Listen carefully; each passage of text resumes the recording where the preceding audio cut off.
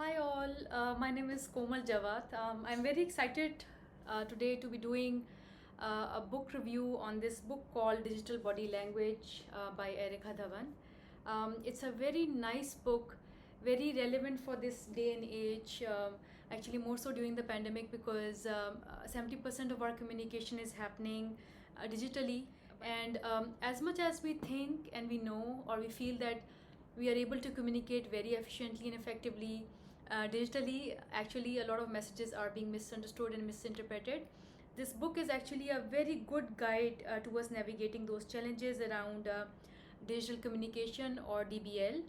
We'll find out how can we show more appreciation these days when our ability to care is compromised.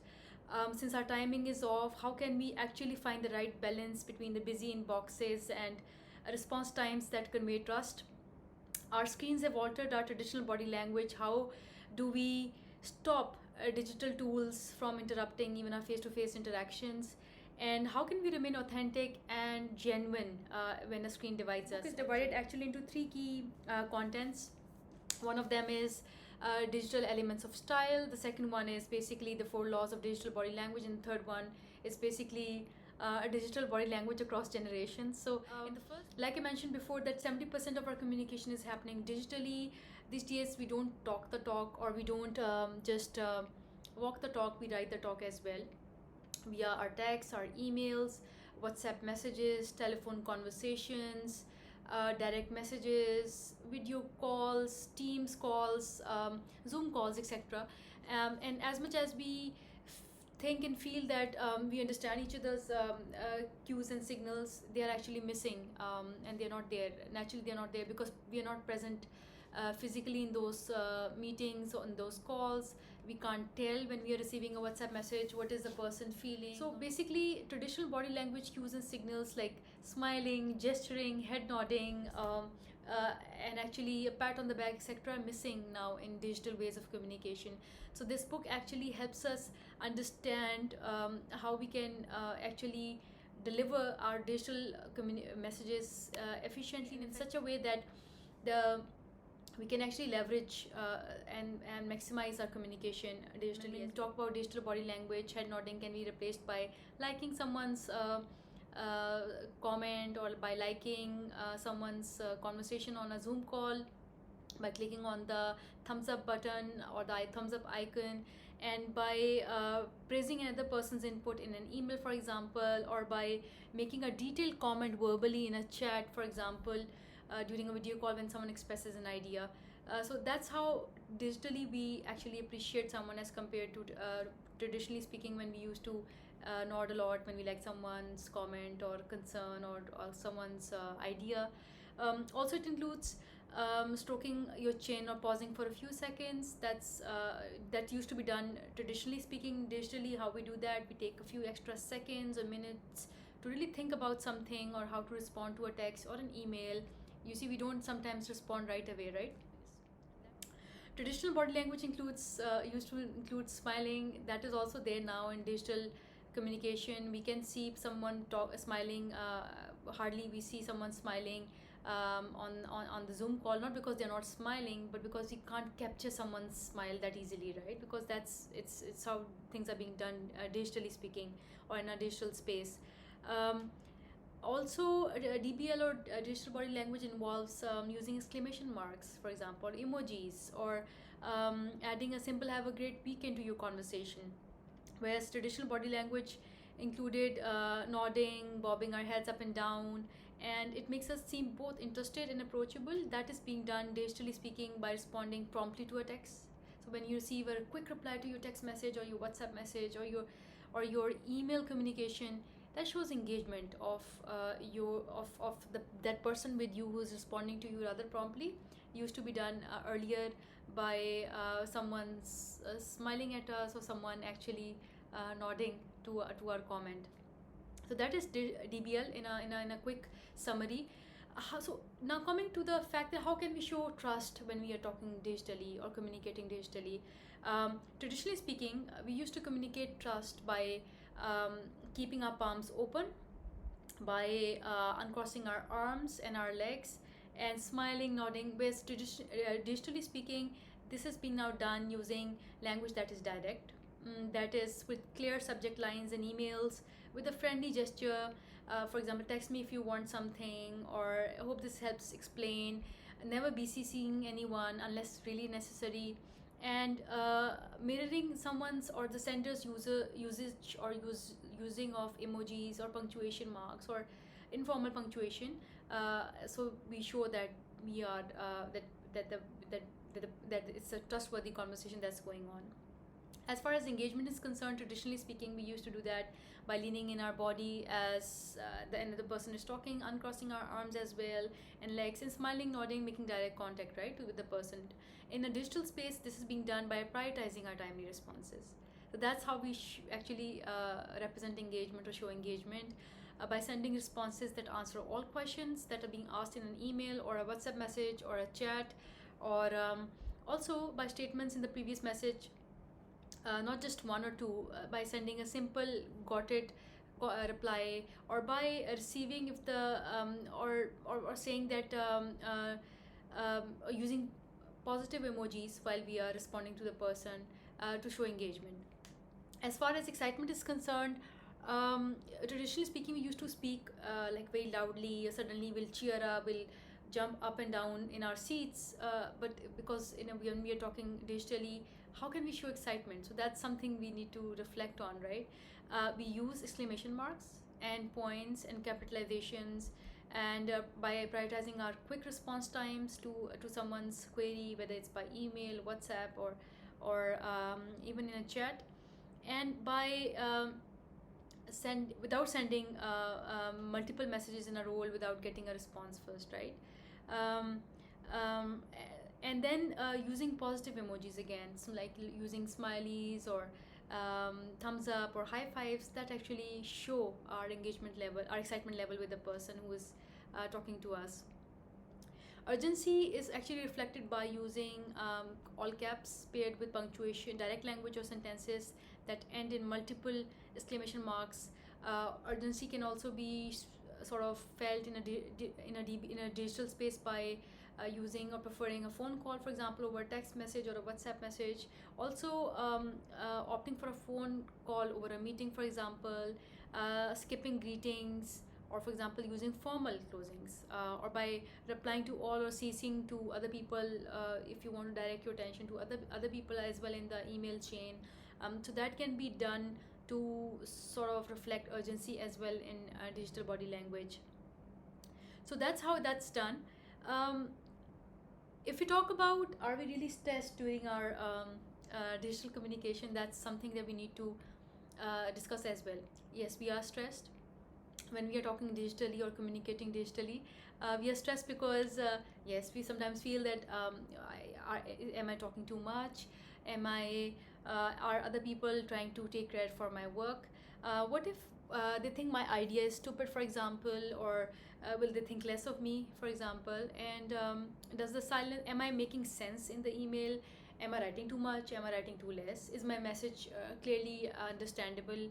Is my message clear? Is my message having a clear call to action? Is my message really making actually making a logical sense to the point that is being discussed? Will the recipient interpret my message in a negative way? So all these things actually cause anxiety when we are talking or communicating digitally, whether it's by email, by phone call, by WhatsApp message, by a text message, or over a Zoom call, or over a Microsoft Teams meeting, for example. Having said that, how can you deal with anxiety when you are in a digital space, or how can we navigate power plays and anxiety? This book also talks about that in a form of a framework that's super helpful and super, I would think, relevant for this day and age, when we are not sure how to communicate, when we're dealing with anxiety and grappling with power plays and anxiety at a workplace. Um, so basically, I'll talk about a trust and power matrix, basically, which actually will help us understand, based on how much we trust each other, how much power one has over the other person, or how much power has one has, or how less power one has over the other person. So based on that, we can actually deal with how with our anxiety very aptly, actually, and very easily. So that that trust and power matrix works in such a way that the y-axis basically it reflects or indicates your level of power, and the x-axis represents your level of trust with people. If you have more trust with someone, you are actually more will be tilted towards the right part of the matrix, right side of the matrix. Whereas if you have less trust, it will be reflected with the word far or farther on the x-axis. On the y-axis, because it goes or shows you the power, your level of power, and the level of power you have with the person, or if it's more, you will be in the basically if you have more power, and they are your subordinate, then you will look at the top half of the matrix. If you're communicating with your boss or customer, then you'll look to the lower half of the matrix. And basically, if I look at one example, for example, if I'm talking with my boss or customer and I have to look at the lower half of the matrix, then and if my relationship with my boss is not too close, then of course I need to be very, very responsive and very, very clear in my communication, to deal with any upcoming anxiety or concern, or to deal with any basically issues around communication also. If I have a very good relationship, a very good trust level with my boss, then I will look on towards the lower left part of the matrix, and it basically means I'll prioritize longer explanations, quick responses, and thoughtfulness when I'm talking as well with my boss, because the relationship, the trust level is actually far or farther from each other. However, if I talk about someone if I'm talking to my subordinate and I'm basically then actually swinging on the upper half of the matrix, that means that if it's a subordinate I'm talking with, because we are in a more powerful position, I'm the boss, usage of brevity may be more common. So using brief words, shorter sentences may be more common. And if especially if the trust level is not there, the trustworthiness between each other is far, then of course we need to show, as a boss I'll need to show more appreciation to the subordinate, to really help the person deal with the anxiety that the person may be dealing with, because I'm the boss, I have trust level is not there, and I'm the boss, that person is not there in a position of power as compared to me, so I need to sort of show more appreciation, so the person actually gets to have that confidence that it's going to be okay. This is something I think we can all use when we are talking digitally. It's very, very relevant, very, very good actually. If you receive a confusing email from a client, from a customer, from a colleague, what should you do? I'll tell you what you can do. Based on the tools and tips given in this book, you can actually ask yourself, why are you confused by the email? Is it the choice of medium, because it's over an email? Is it the tone, which may be not which may be harsh in the email, which may be strict in the email? Is it the actual message? If it's the medium, if it's the email that's bothering you, that the email it may not be the best medium to talk over in that about that subject or about that task, then you can switch to a different medium. If sometimes the phone conversation really is better than the email, it's just that email is a better forum for thoughtfulness and perspective as compared to a text conversation, for example.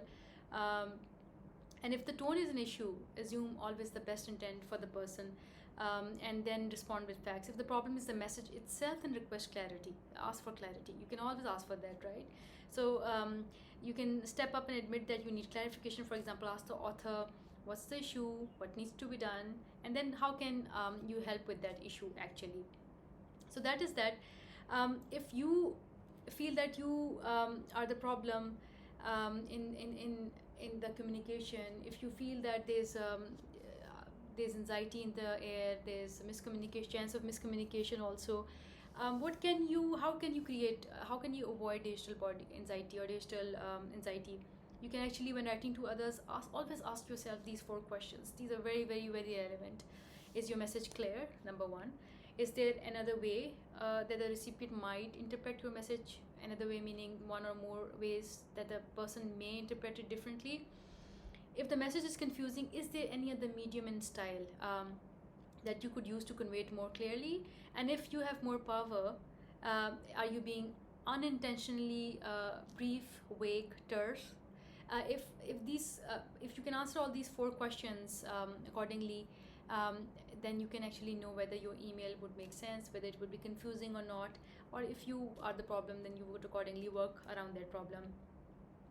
I'll come to the four most common types of anxiety provoking digital body language. Number one is brevity, which is concise and exact use of words and messages in your speech, in your writing.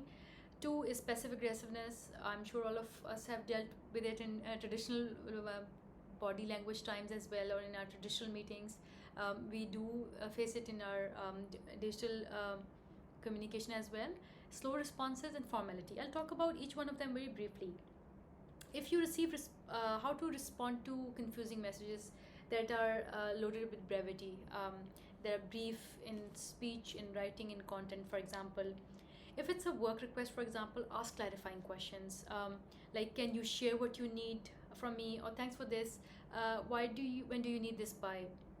Some example of brevity driven messages are like just one line, like, what does it mean? Nah, and we need to talk. We need to talk, but we need to talk about what? I'm sure you'll be confused, right? If you don't have the background.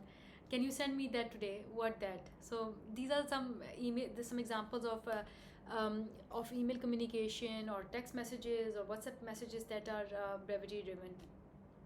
So I've talked about if it's a work request, what you can do. You can ask clarifying questions and you can deal with brevity. If you are not sure about something, ask for details, right? You need to get a better idea of the person's intent as well as the task at hand.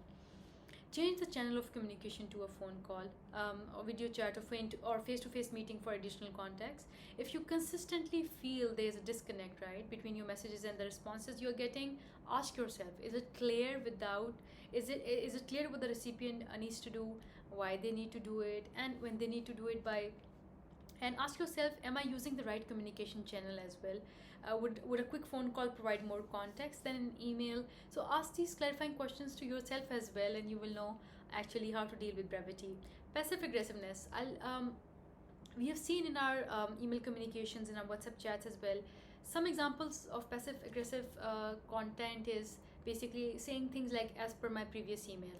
I'll take it from here. The third one is, am I missing something?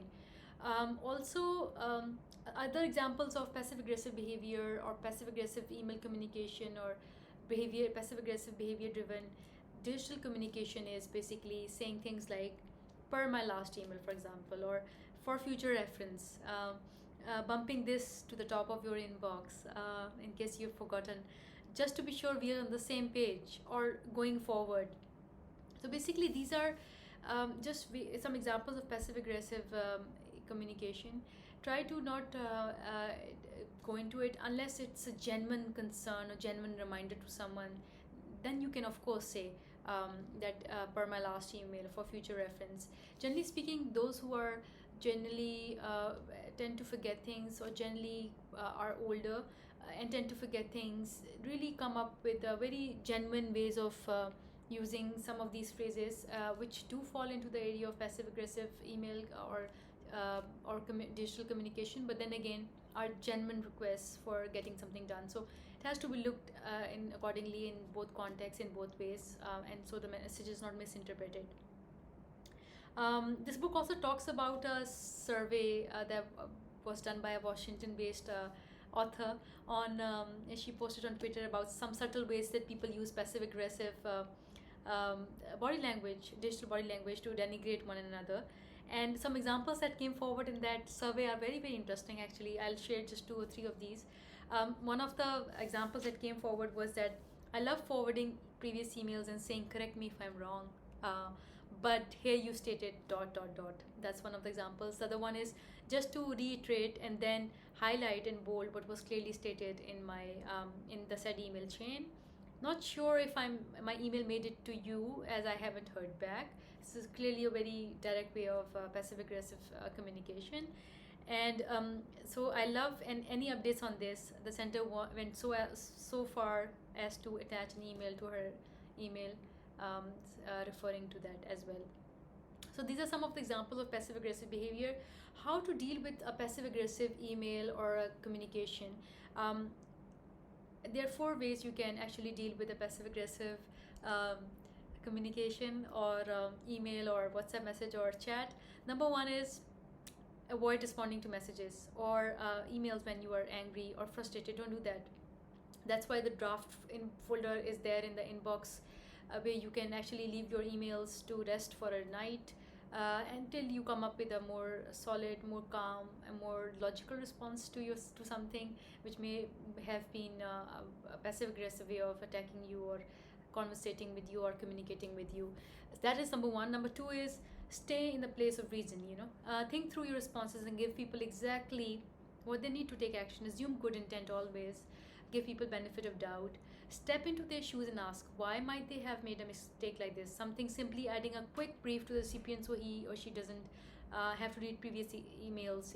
Here's what I need to from you, for example, or here are the open dates that I have that will be helpful. Show empathy and encouragement. Replace imperatives like do this with conditional phrases like could you do this, would you be able to do this, could I ask you to do this, etc. When delivering feedback, begin your message by expressing appreciation, using words like thank you or excellent job. But I would also like to share something like that. So show empathy, show encouragement. That is another way to deal with passive aggressive communication. Coming to the third anxiety provoking communication is basically slow responses. We all have dealt with it, even when before the pandemic, even when we weren't really communicating digitally a lot, but we're communicating a lot more in a traditional way. We have dealt with slow responses, and slow responses also actually go through there's a curve that is mentioned in this book, which is actually very, very useful to understand how we feel when we don't receive responses to our emails or to our chats or to our communication. And what happens is that that curve, that graph actually has the anxiety level on its y-axis and the response time on its x-axis. And as the graph comes up with a line that goes up, it starts with starting to wonder what's going on, and up until basically at this point you assume the best intent for the person that he may have forgotten to reply, which is generally it happens. Sometimes people take a lot of time really to think through their answers when they are responding.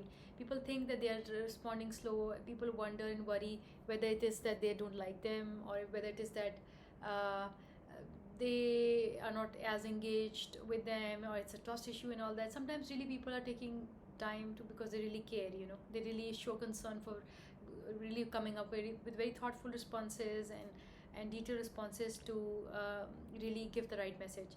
However, sometimes people really forget. So people forget also, that is always there as well. Sometimes, however, yeah, there can be concerns around that the person doesn't want to reply or is not replying because they don't want to reply. So that is always there as well, but so it has to be looked at accordingly in that context. That graph actually shows a typical roller coaster ride that all of us go through when we are not responding, when we are not receiving replies to our messages, but it has to be taken with a pinch of salt. People generally forget when they are not responding or when they are late responses. Avoid digital ghosting in slow responses. So, for example, if you're waiting for a response, don't jump to conclusions. Don't do that. Unless it's critical that you get a reply ASAP. Remember that people have a lot on their plate, so give them the time to reply, to respond. If you follow up twice with no response, switch to a different medium. So that's another top tip. If you've sent someone an email asking for something and the person has not replied, it's been a while, and you have reminded the person 2 times on top of that email as well, or separately as well, and you have still not gotten the response, switch to a different medium. Perhaps switch to a phone call, perhaps switch to WhatsApp message, or to a video call, or to a Zoom call. You can do that. If you need to get back to someone, if you can answer something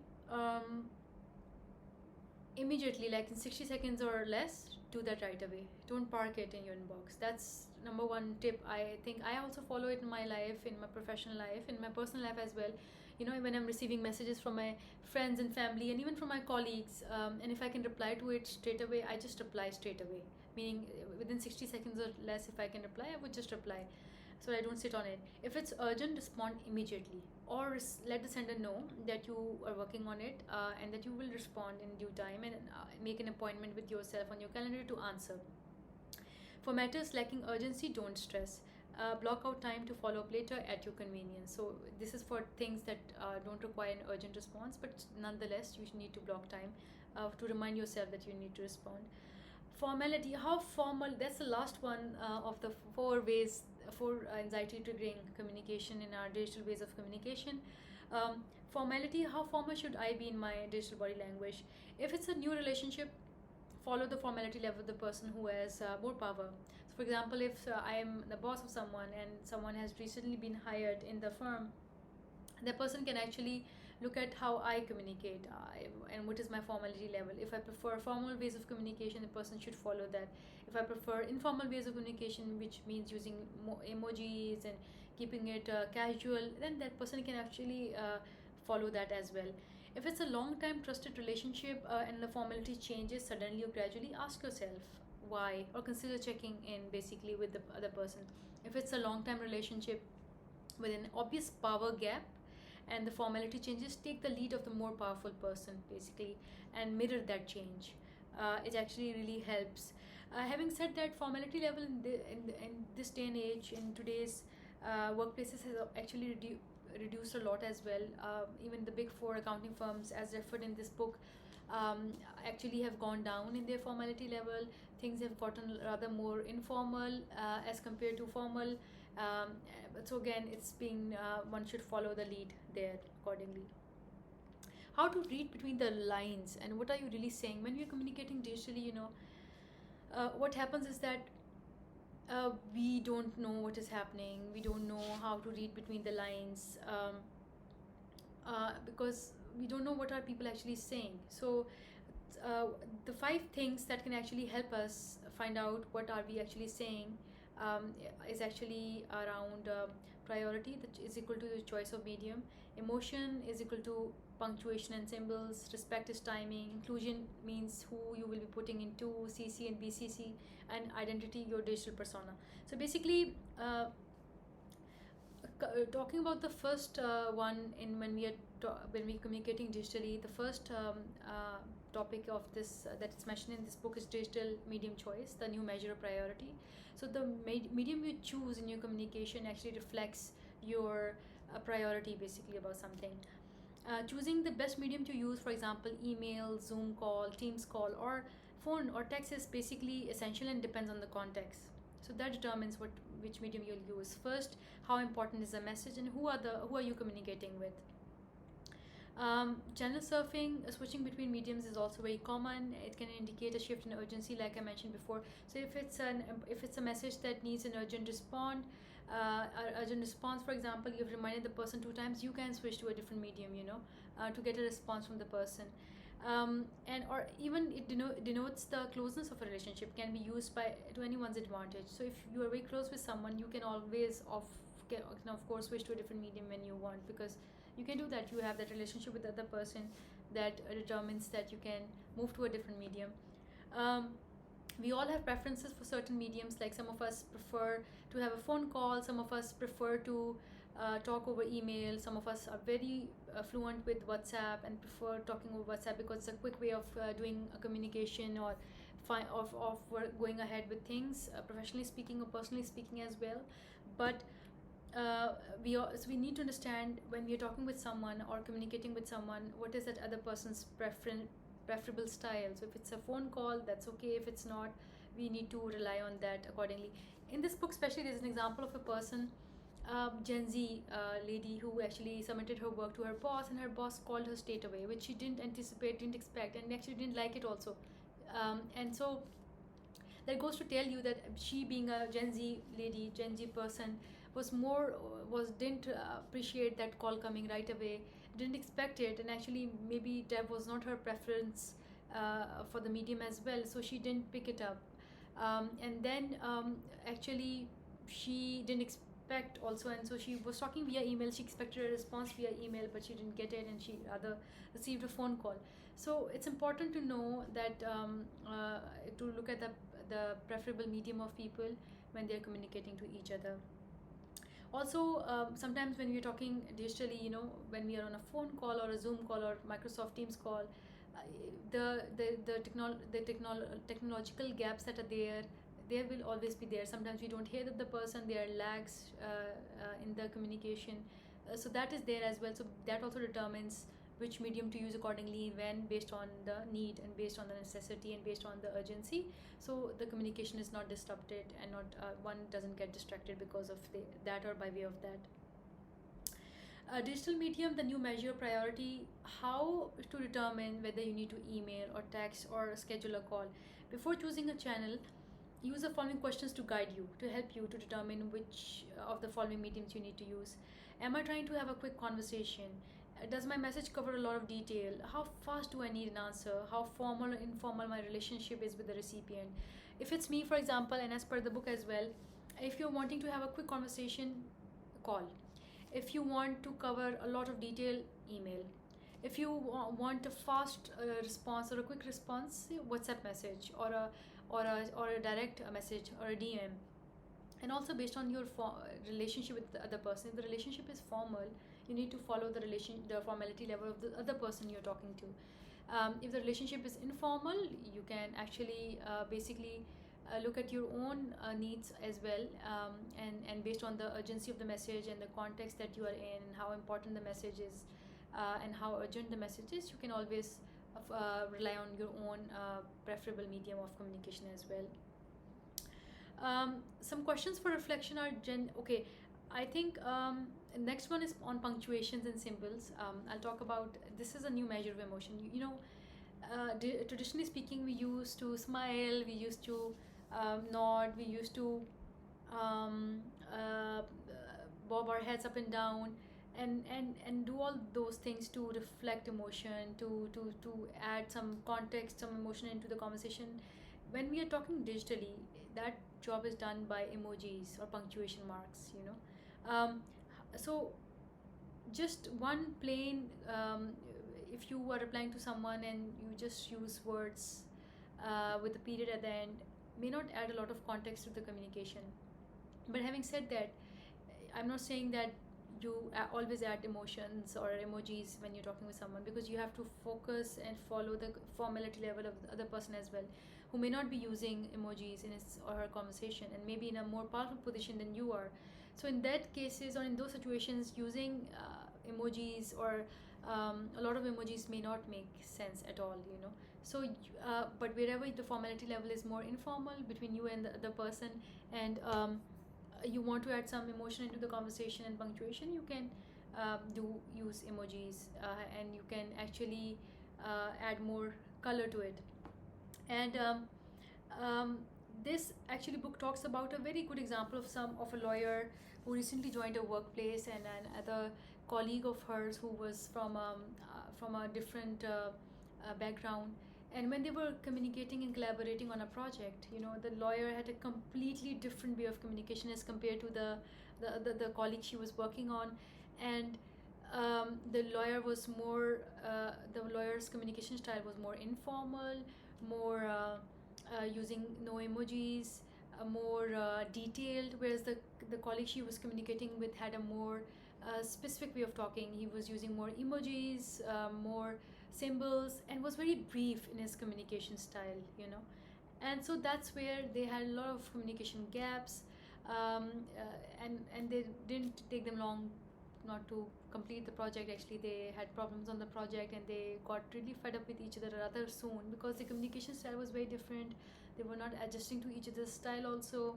They were actually not able, they were very anxious while they were talking with each other. It was causing a lot of anxiety, confusion, and naturally it wasn't the best and effective mode of communication. So during as per the book as well, and during when you are in such a situation, adding emojis actually add or using emojis actually infuse emotion into otherwise very flat, one-dimensional digital communication. Is actually recommended that you do use emojis, symbols to add emotion into otherwise dull conversation.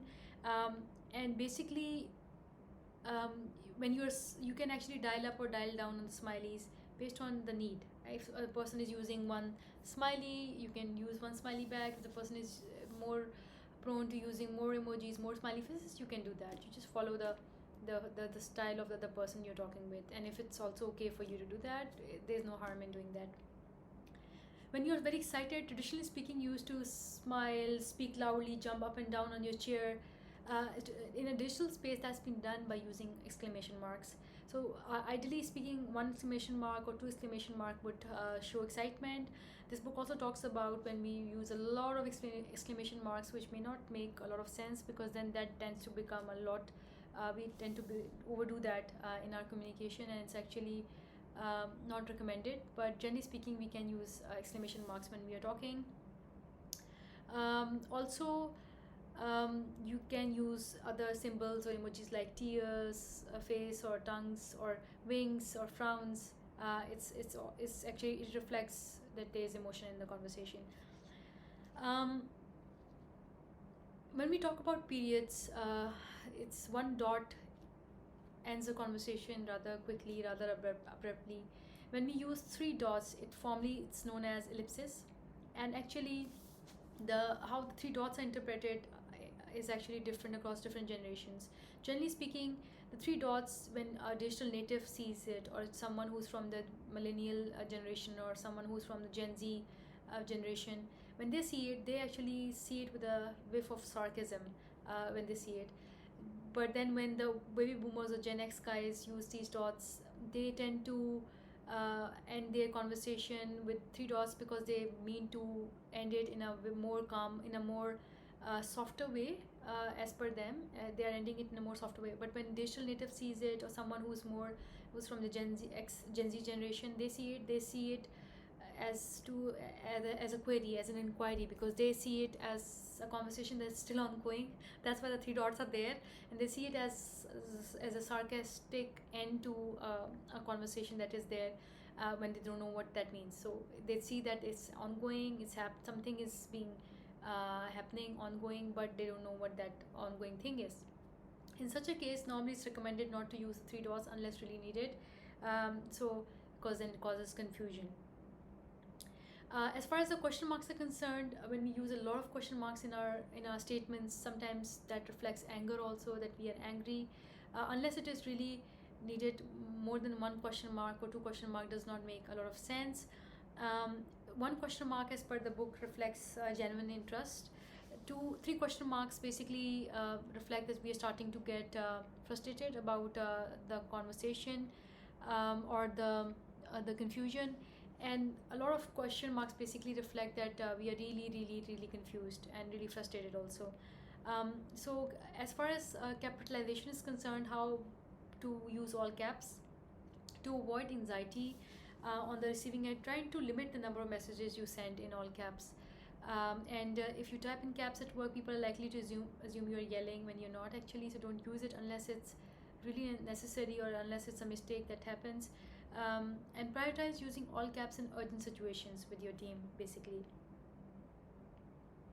Timing is a new measure of respect. That's another area of when we are talking digitally, how to read between the lines, and basically what are we really saying when we are talking digitally. Timing in that falls in the 5 areas that we are talking about today. What is an acceptable response time? It's generally considered acceptable etiquette to wait up until 24 hours before responding to an email. For text and instant messages, respond quickly during business hours, or risk being considered rude and offending the other person. If you received a message outside reasonable work hours, feel free to ignore it until those hours come around again. If this happens rarely, consider responding to the persons by alerting them with a quick message that you won't be responding until later. And if it's better to reply with a quick "got it, I'll get back to you by Tuesday," for example, or by Wednesday, as compared to leaving the recipient waiting until you provide them with a full response. So that is actually another thing as well. As far as who to put into CC and BCC is concerned, into goes all those people who would consider this information essential, right? So in CC would be who would like to be kept in the loop, and in BCC basically are those who you secretly want to see that email or that conversation. So unless it is not necessary, or unless absolutely important or necessary, there's no need to put people in BCC. Your digital persona is very important. I think a lot of people don't really take it very seriously, but your digital persona is basically your name, your email ID, your profile pictures, your search results that show up when you Google yourself online. Try to keep your digital persona very very relevant with what you are in your real life. So you need to have a profile picture with your email ID as well, that people can see and then know who this person is that they are talking to. Your email address also needs to be accordingly as per the company's needs, formal.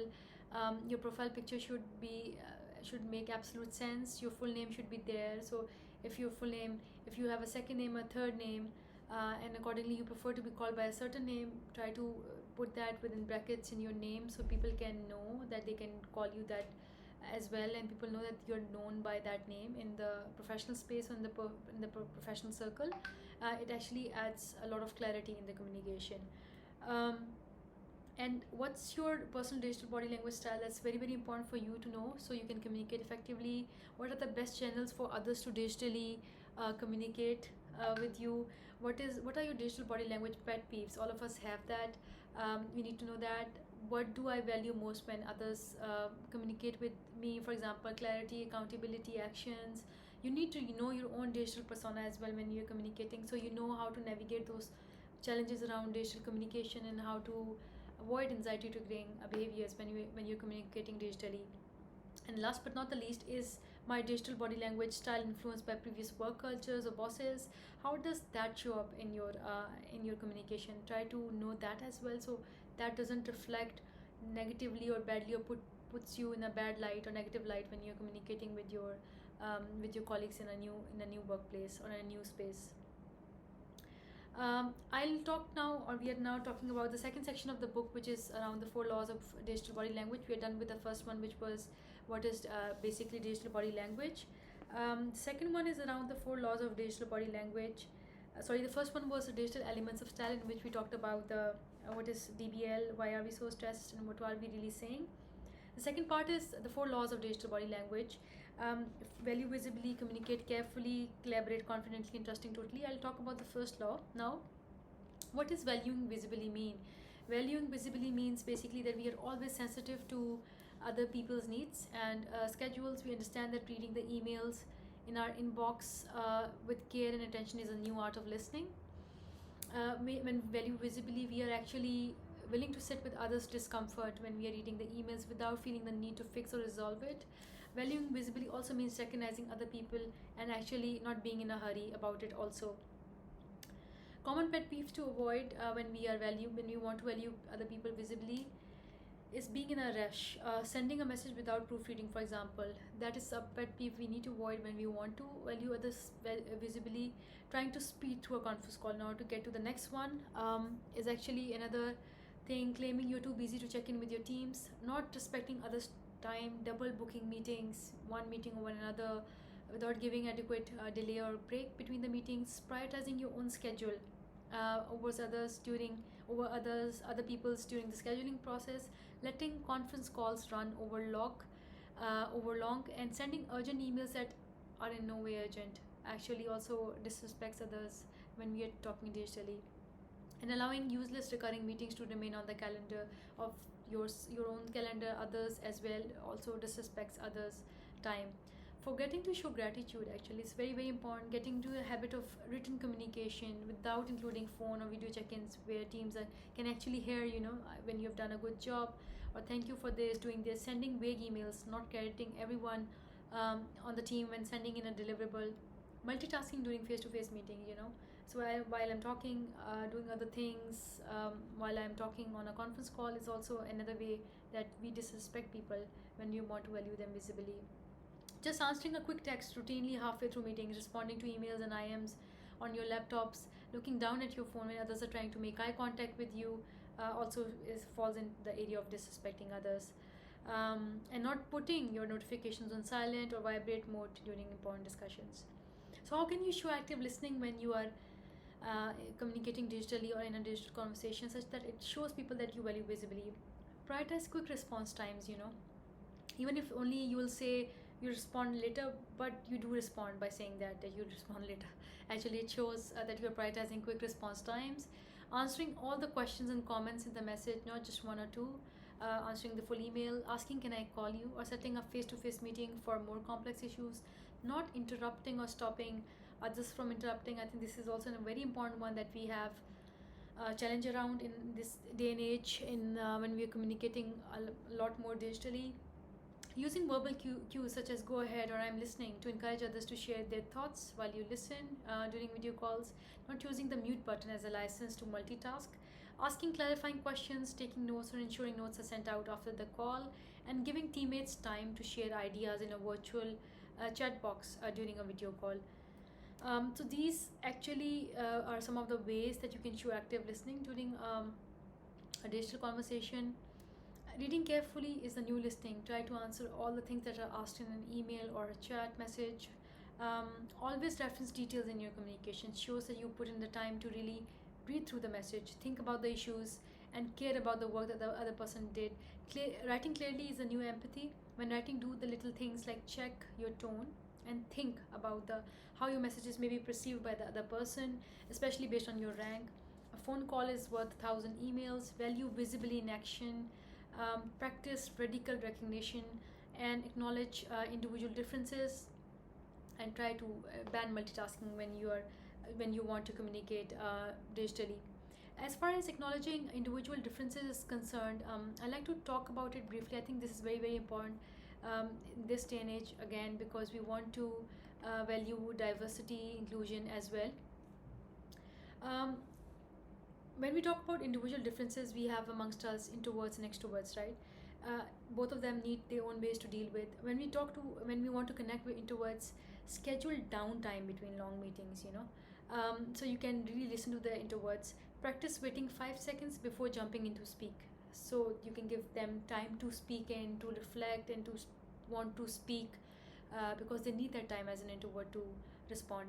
Send questions a few days before a meeting so they have time to process and prepare. Encourage them to email or message you with their thoughts after a meeting.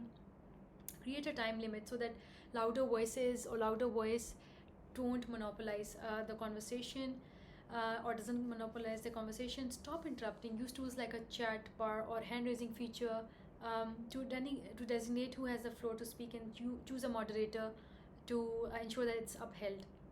How to connect with extroverts? It's more simple, but again, for extroverts as well, there's a way to deal and acknowledge individual differences. Set up regular face-to-face or video meetings so they can talk things through with you. So you give them the respect also to listen to them, because they need to talk. They want to share, and want to add value. Use breakout groups so they get a chance to talk about their ideas before assembling as a larger group. Maintain water cooler spaces in your office or online so they can recharge with social interaction between blocks of time. So that is that. Um, that is how you can acknowledge individual differences. If I talk about how you can become a meeting ninja, that's another area. You can make your meetings more valuable to everyone. Make sure everyone can answer the question, why am I in this conversation? Why am I in the meeting? Schedule meetings only for the minimal time required. Consider Parkinson's law. Work will extend to the time allotted for it. So be very, very careful in using people's time, how much you should take or how much you should use. After 45 minutes, generally speaking, people tend to not listen also. So start and end meetings on times also. Send out a clear agenda or define the desired outcome before the meeting. Host a weekly 1 hour virtual office hour sessions to handle smaller issues that don't warrant group level meeting. Audit recurring meetings and eliminate the ones that don't add value. Give your calendar the respect for not having these meetings, and give others the respect, by freeing their calendars upright and upfront as well. Do not create a meeting with more than 8 attendees unless it is broader team strategy session, town hall or division-wide update. If you have invited a senior leader to a meeting, clearly state whether the attendance is optional or whether a proxy is requested if the senior leader can't attend. So that is some ways you can become a meeting ninja. I talked about how you can ban multitasking. This book also actually gives us a self-assessment questionnaire on the 4 laws of digital body language for value visibly as well. There are self-assessment questions that you can assess yourself on, and then you can identify accordingly whether you are being valued visibly in your space, whether it's in an office or And in other space, you can do that if for your own personal projects where your team would want is working with you, and they need to be valued visibly as well. Coming to the second law, which is communicating carefully. Communicating carefully means basically involves making a continuous effort to minimize the risk of misunderstanding and misinterpretation by being as clear as possible in your words and digital body language. We communicate carefully when we are basically when we establish unclear expectations and norms about which channels we use, what we include in our messages, and whom we include in our recipient list. We communicate carefully when we know why each person copied on the email message is accountable and who is responsible for the next steps. And we communicate carefully this means that we get to the point straight away while considering context, medium, and audience. That's how we communicate carefully. There are some principles around communicating carefully. This is think before you type, slow down. That way you can communicate carefully. You can give yourself space and time to communicate carefully.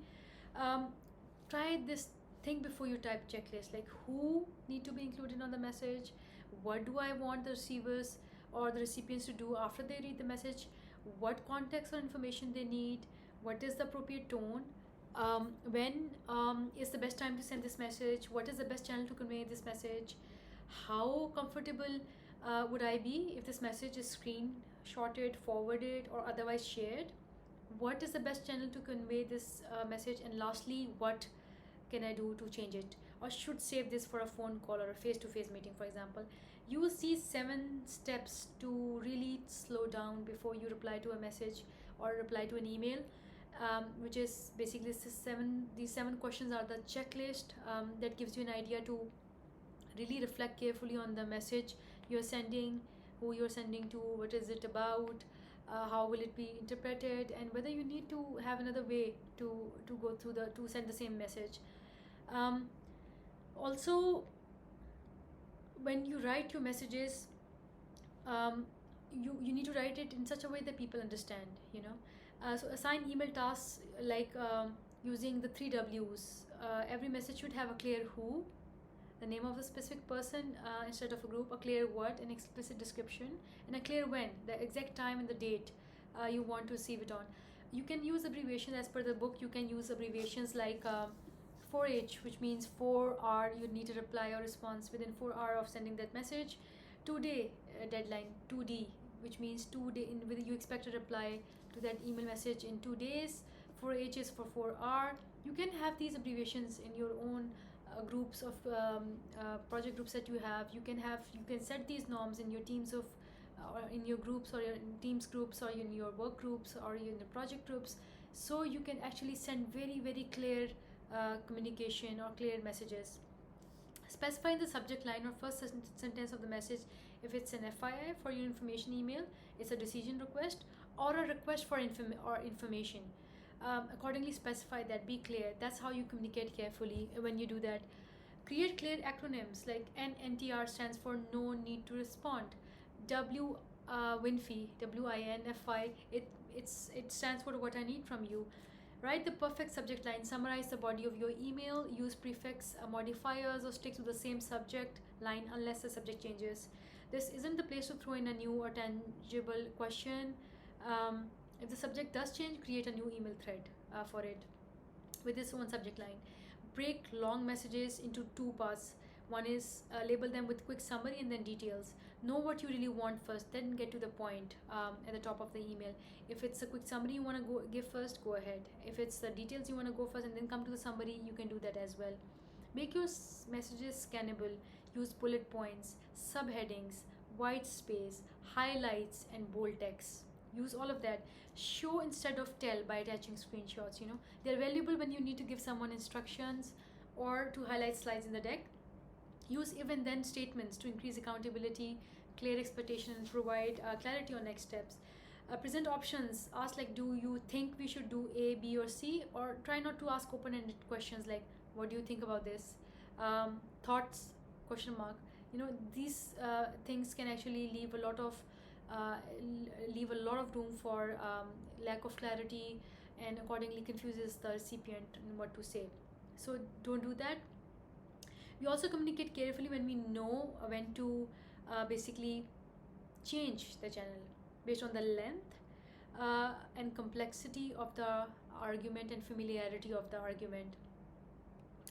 Um, Based on the complexity of the argument, if it's high, the best channels to use are articles, blogs, visual presentations, or video calls. Why? Because it allows for greater trust building. It can include supporting elements um, like photos, videos, and a feedback or commenting option. When the complexity of the argument is medium, email, group phone calls, and group conference calls are okay because it allows for context and back and forth discussion.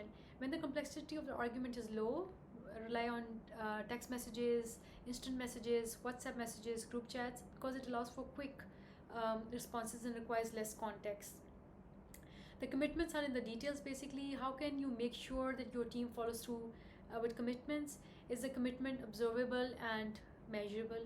If the commitment is carried out well, will it support or leverage change that works towards the team's stated goal or benchmark? Do individuals or teams have all the resources they need to fulfill this commitment? Does this commitment risk overextending the team? Will the team require additional support? Basically, based on there are examples of weak and powerful commitments given in this book. I would strongly recommend you to read this book also to know and see examples for yourself. Also, some of the examples of weak commitments are like, at the next meeting I will share what we talked about at the offsite. That's an example of a weak commitment. However, a powerful commitment example on the same context would be, I will meet with my reports next week to review our revenue projection and complete a validation analysis. This information will inform the next steps we'll take to meet our targets. This is an example of a rather more powerful commitment, and which was earlier mentioned by a weak commitment. So use commitments are in the details. See whether your commitments are weak or strong. Again, for communicating carefully as well, this book has a list of self-assessment questionnaires, a self-assessment questionnaire which are whereby you rate yourself on a scale of strongly agree to strongly disagree. There's a 5 factor rating scale, and based on whether you agree or disagree with the statements, you can actually tell that your team members are communicating carefully or not.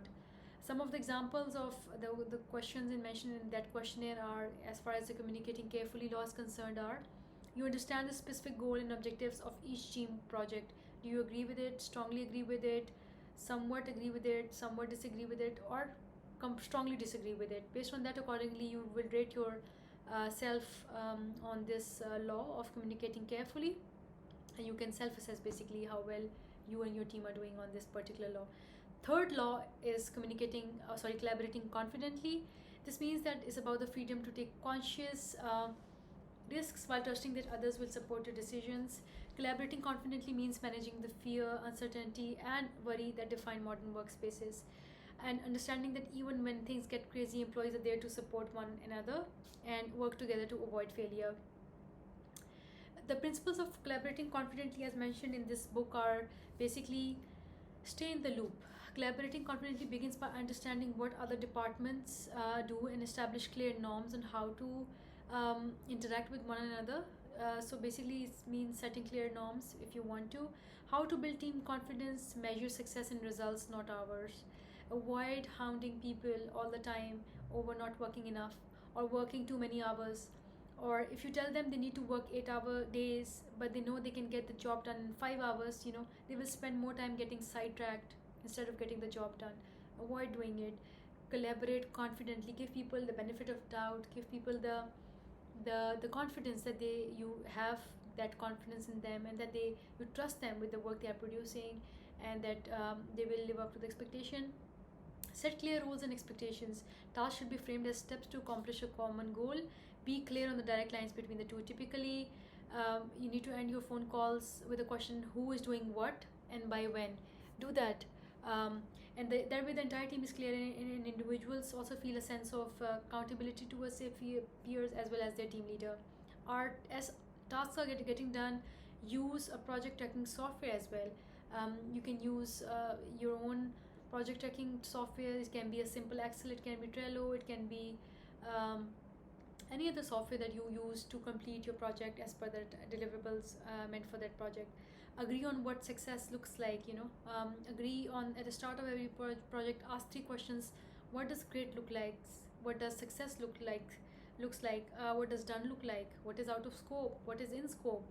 Can we have project scope creep in this project? From that, work backwards as a group to sort of decide on on a realistic deadline. Be available. If team members can't reach you with a question about us, they are more likely to lose steam. Think of all the hours that could potentially be wasted if you don't make yourself available to answer a 5-minute question. um, Win-win consistency, fight thoughtless deadlines, eliminate chronic cancellations, and practice patient responses. You can avoid digital groupthink as well. It's very common when we want to communicate, when we want to collaborate confidently, we need to avoid digital groupthink as well. It happens also in workspaces. We can avoid that. How? Be careful. Be careful about saying yes to a task without understanding all the details, including what the deadlines are, who will be working alongside you, and what resources you will have at your disposal. When these aren't clear at the start, communicate proactively to find out before planning a roadmap for the task. Don't expect instantaneous responses to the messages you send.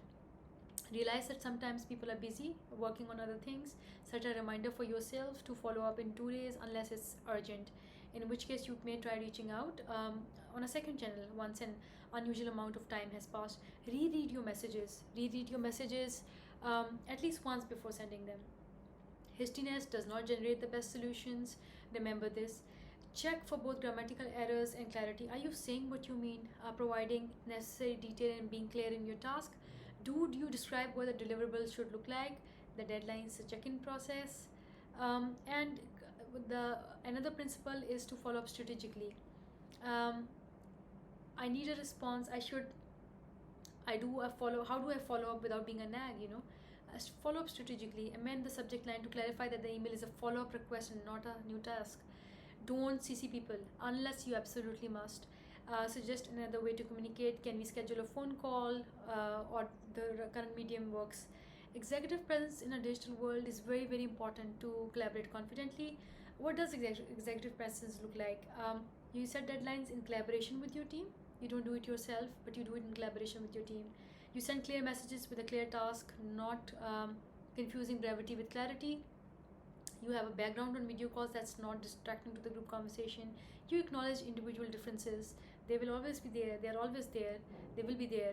But you acknowledge them among team members and account for those needs. You set and enforce for team communication in a collaborative way. You set and enforce norms for team communication in a collaborative way. You serve as a facilitator, not a monopolizer of team discussion. Facilitate conversations, facilitate discussions. Don't monopolize. Don't encourage monopolization of conversations. You are consistent in your words and your actions in a way that's authentic to you.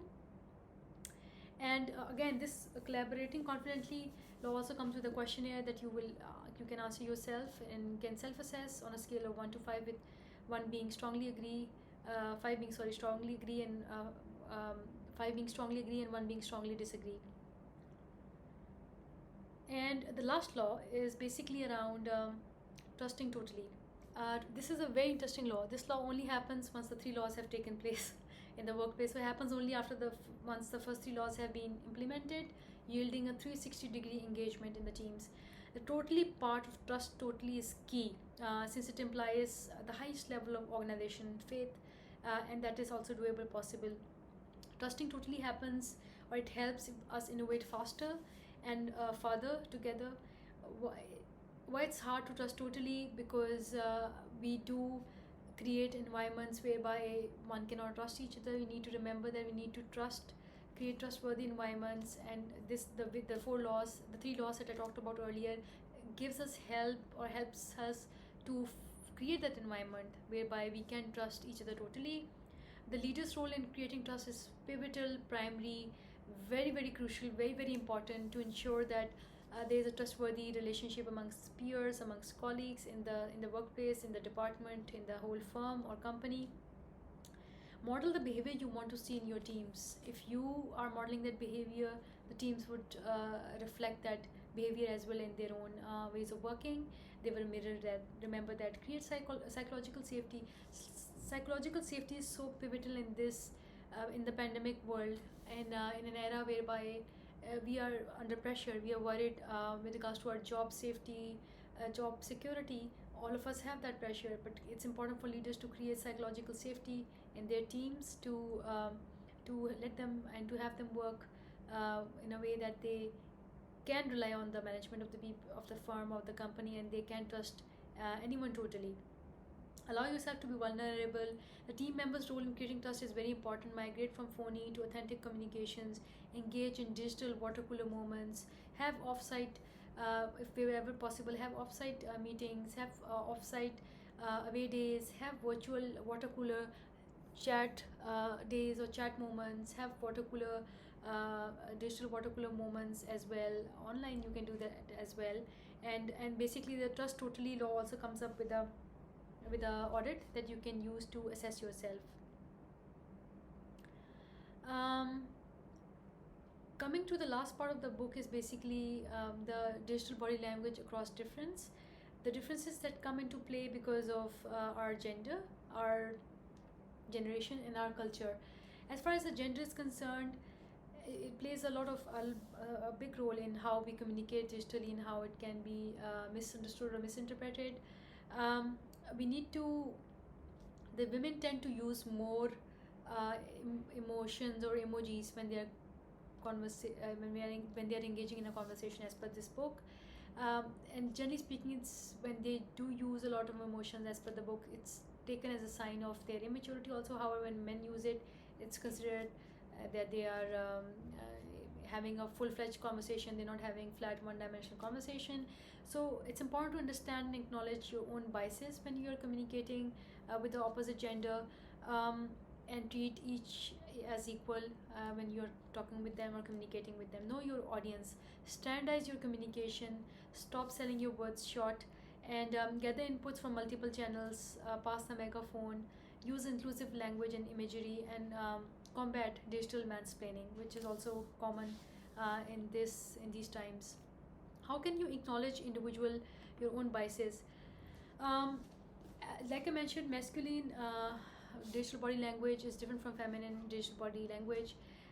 Masculine language includes confidently transfers conversation between mediums, refrains from using emojis or possessive or excessive punctuation like exclamation marks, question marks, um, and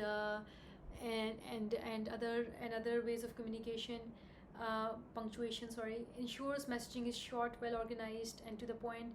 They use bullet points and clear subject lines in emails, often CC superiors on emails, even when unnecessary, with the goal of receiving praise. Use boosters to make their messages more assertive and definite, always, definitely, for example. They'll use obviously, and they have quick response times.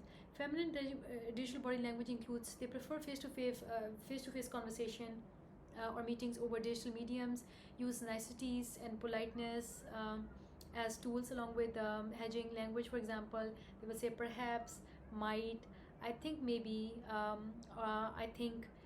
Use intensive adverbs, non-standard spelling and punctuation to reveal emotion. For example, so with a lot of O's in it. Using question marks and exclamation marks together to reflect emotion. Using other ways to lengthen the word to show emotion, concern, intensity, and intense verbs or adverbs for that matter. And they always proofread the messages per the book and have slower response time as well, because that shows or reflect their reflection on that message that they want to send, that it should be not actually it's reflecting their real thought process. When you are communicating across a different gender, know your audience well as well. What will help you show more confidence and be more authentic and be you? Um, Basically, don't over apologize. I'm sorry about this, hope I'm not bothering you, hope you don't mind, but I wanted to say this. These are some examples of when you're over apologizing. Don't do that. Avoid hedging language, like probably, I think that maybe, I guess it may be like this, I'm not sure, but dot dot dot. So these are some ways we actually tend to hedge our language. Don't do that. Limit excessive flattery or subservience. I'm sure you're busy. Is there any other way I can have few minutes of your time? Don't do that. I know you have a lot on your plate. Don't do that. There's no need to show excessive flattery or subservience. Be authentic. Be you. Bring your own self on the table. If you're a woman who feels the pressure to display warmth when making direct requests, show both competence, direct request, and warmth. Something as simple as a friendly greeting or gesture or a signature. um, be direct, but also explain the motivation. I'd really appreciate if you do this. We need to get this out by 5 p.m., for example, because the product is launching tomorrow. And with the best thank you, no salutation. If you're a man stuck sending flat toneless messages, dare to use emojis also, or more than one exclamation mark at work. Use a closing salutation like thanks to end your thoughts, even if it's via text. It reflects that you are also you also have emotions which you have, and that you are willing to use it, and actually tackling with your own biases around it. Call on women in meetings or give shout outs to their digital messages. They deserve it, as someone who may not really think that they want to speak up, or they would like to speak up where they won't. Stop selling your words short. What does that mean? Filter words that don't add value. Filter these out to your messages. The words or sentences like it's my feeling that, I feel, maybe, I guess, I'm not sure how strongly I feel about this, but in my opinion, I guess, my question is this, I think I may be wrong, but I just, but. So these words that don't add any value, filter these words out.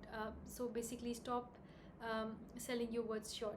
And as far as the digital mansplaining is concerned, a digital mansplainer will actually is someone who will ignore your mail, who will ignore an email from a colleague and bring it up later as his own idea. Um, Try to for men out there, this is something that should be combated. Deliver group work to a superior without ceasing or correcting the team. He's a digital mansplainer, someone who would do that. They will use I instead of we when they're summarizing accomplishments. Use masked or condescending language with peers in email, for example, good work or wow, not bad, implying he's in a leadership role for which he may not be qualified. Jump into group discussions without background, shooting down a colleague's idea, forcing his own idea, or ignoring previous comments or questions. And they join conference calls or group message conversations late while jumping in as if they are already informed. So this is some examples of a digital mansplainer.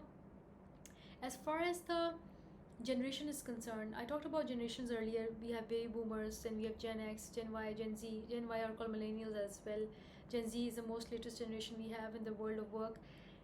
Take a walk outside your comfort zone. If you're not part of any one generation, when you're working in a group project and you're not, all of you guys are from different generations, take a walk outside of your comfort zone.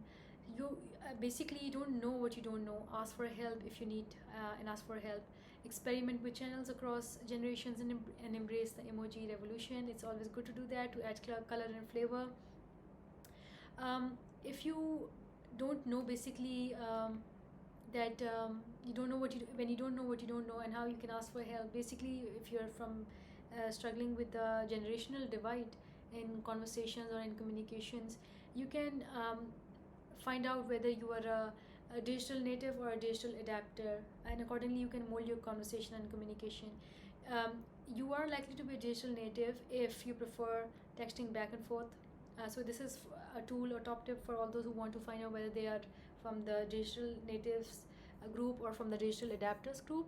You are a digital native if you are like, or you prefer texting back and forth, even though when setting up a call or meeting might be easier. Texting to ask if you can call, instead you can just call. Texting to tell someone that an email has been sent rather than just waiting for a reply or CCing. Responding to a phone call with a text or email instead of calling back, because that's you, part of Gen Z, who would prefer to text and not talk and call. Leaving voicemails unread and unanswered, and avoiding phone or face-to-face meetings in general. And being more responsive to social media posts than direct messages, email requests. Using shorthands like lol, laughing out loud, thanks just THX, or talk to you later can be TTYL, or KK for OK. And you're most likely to be a digital adapter if you prefer insisting on a call or meeting in lieu of a text or email. not answering texts quickly within an hour, asking for details from an email to be summarized again, this time verbally, and using formal language and punctuation, including signing off at the end of a text as if it were an email or letter, sending overlong emails without hyperlinks or relevant information, sending curt text messages that lack context and seem alarming to natives. I am worried, call me.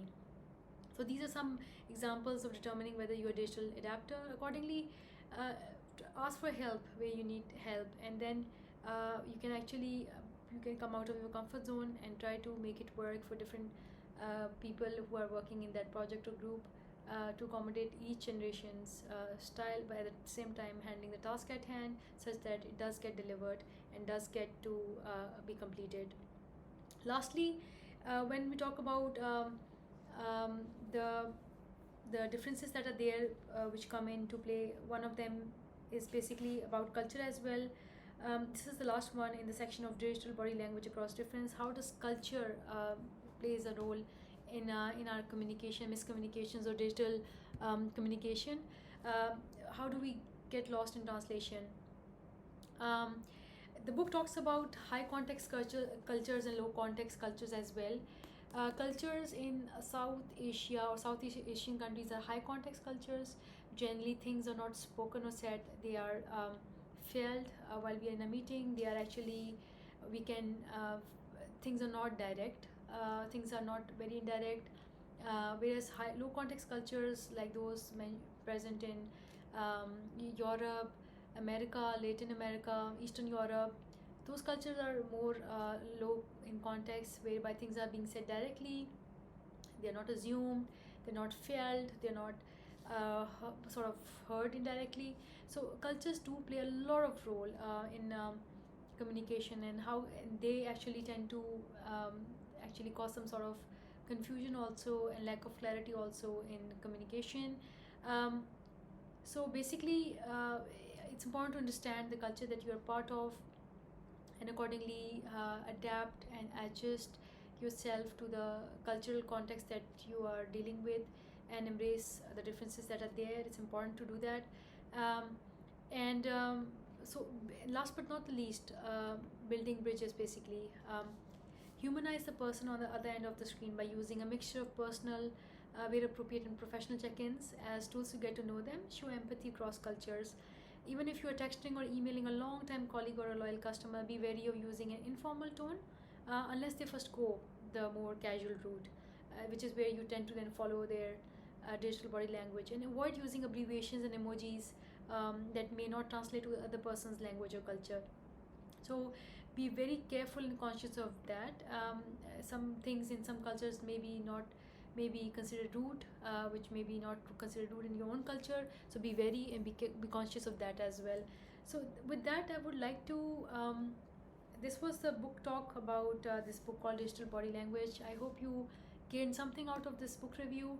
If you liked my book review, my book talk, do subscribe to the channel. Do leave in your comments basically on what you would like to hear next from me. If it's a book talk or if it's a non-book talk, I'll accordingly take your comments and would like to talk about it. As a brief history or background, I like to share. I am a human resource professional by profession, and and a and a and a and a leadership professional by passion. I practice empathy, encouragement, and recognition, and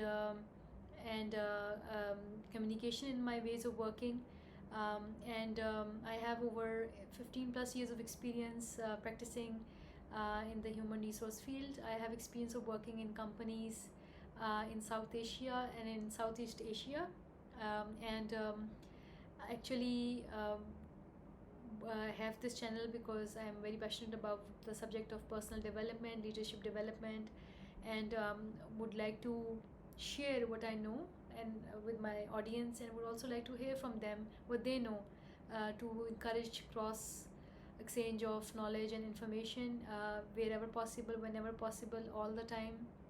See, I'm a seeker of knowledge. I always say I'm a believer of knowledge, and I am someone who believes that perspectives can vary across people, across generations, across cultures, um, on anything or everything, and that when we talk about these, when we talk and exchange ourselves in talks, in conversation around topics that can add value into our personal life and professional life, we should do it. It actually helps us in many ways in our personal and professional life. So I'm here to do that also. I hope you enjoyed the talk today, and the discussion today. And if you want to hear more on this book or on other topics, book related, non-book related, let me know. Write in the comments, write in the chat, and I hope I'll get back to you. And hope I'll come up in another video sooner than later. And look forward to seeing you all.